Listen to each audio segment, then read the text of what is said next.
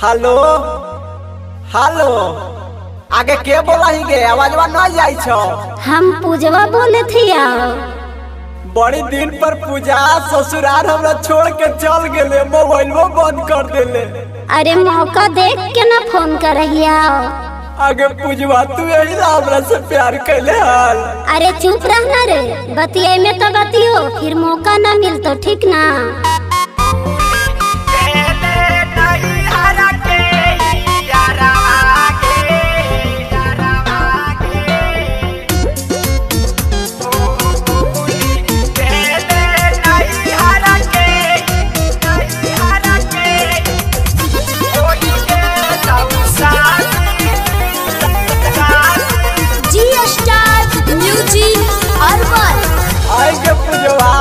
हम तो अपने इतना विश्वास कैले होगे, तू आज हमरा कैसे छोड़ के चल गेले।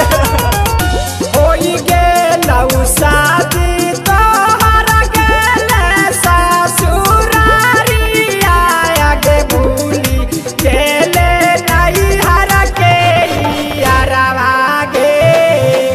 नाही में भूलली रे छोड़ा नहीं हर के यारवा।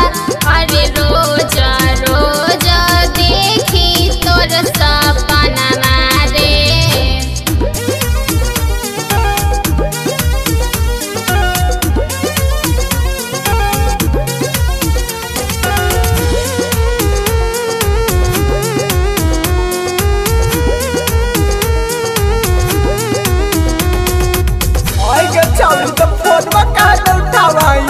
अरे छोड़ा सब घर में न रहे रे, टाइम देख के न उठेवा।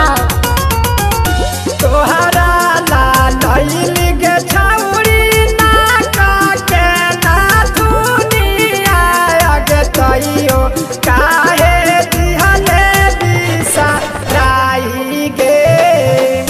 बापू माई के इज्जत रे छोड़ा रखनी अपन घरवा। अरे ना तूनी पकड़े ना घुमना मारे।